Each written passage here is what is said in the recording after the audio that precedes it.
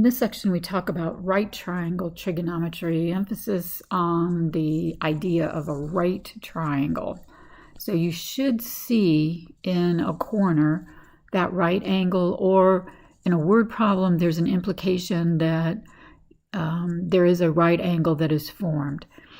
If it is a right triangle, there's relationships between the legs of a triangle, a leg and a leg, and the hypotenuse.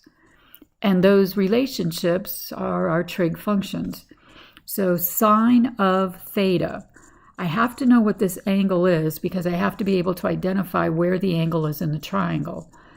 So if I know where angle theta is, the side opposite is the one that doesn't touch the angle at all. The hypotenuse is the side opposite the right angle, and the adjacent side is the leg that touches angle theta.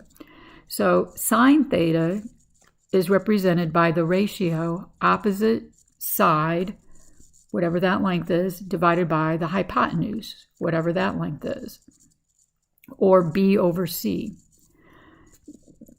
Cosine of theta, that's COS. So cosine, sine. I'll have students come in and say it's cos, and I'm like, no, it's cosine. We say it cosine theta equals the adjacent side over the hypotenuse. So it's this leg over here divided by the hypotenuse.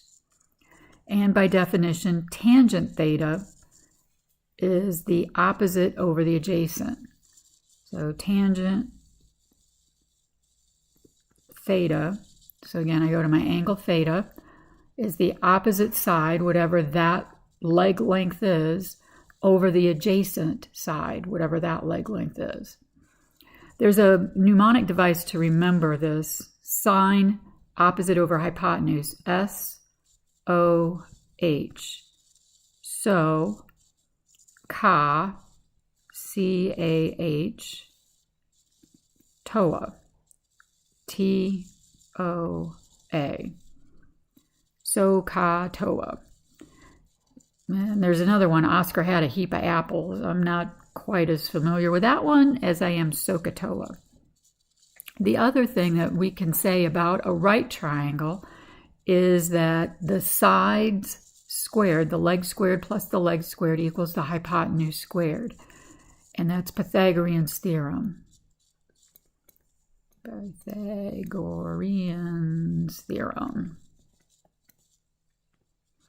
We use this one a lot. When we know two of the sides of a triangle, we can find the third side by plugging into this formula. All right. There's reciprocal functions, and that's what these are called. Reciprocal functions. Pen's having a little trouble here. Of my three main trig functions. I'm going to call these my three main guys. And then there's the flips of them, or the reciprocal. Cosecant, that's what this one is called. Cosecant, abbreviated CSC theta, is the flip of sine theta. So if sine is opposite over hypotenuse, cosecant is hypotenuse over opposite. C over B. Secant and cosine are flips of each other. Adjacent over hypotenuse for cosine, hypotenuse over adjacent for secant. And then cotangent and tangent are flips of each other. So if it's opposite over adjacent for tangent, it's adjacent over opposite for cotangent theta. Those are called the reciprocal functions. All right, so in this exercise, they want to find the exact value. Exact means simplify each fraction using pi as needed. We're not going to use pi just yet. Pi is used when we're looking for the angle. We're looking for the ratios. How does a leg and a leg, or a leg and a hypotenuse relate to each other? No decimals. Label the triangle. So we're going to start out with A is 12.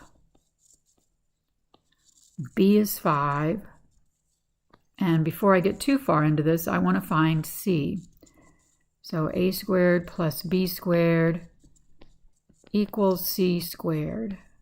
Use parentheses when you're taking out the a and the b. And we're going to solve for c squared. So 12 squared plus 5 squared. You can plow that all into your calculator. That's going to be 144 and 25. 169 equals c squared. Take the square root to both sides. And again, usually we put in a plus or minus symbol, but because this is a length, we're going to go with the positive value, and the square root of 69 is 13. All right. Next, I'm going to label the sides.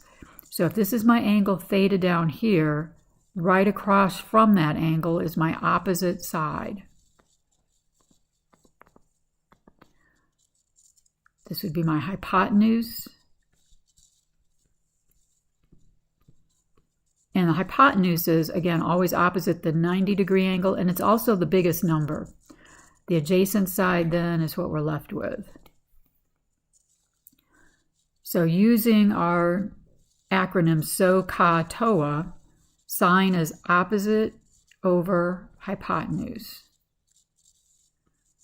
So my opposite is 5, hypotenuse 13.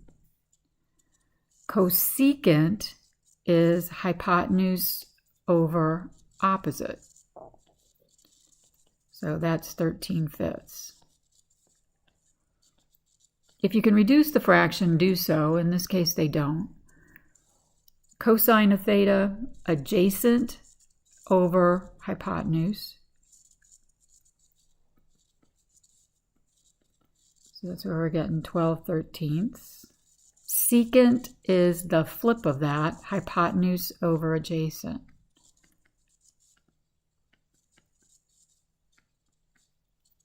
Right. And then tangent is opposite over adjacent. So 5/5. Little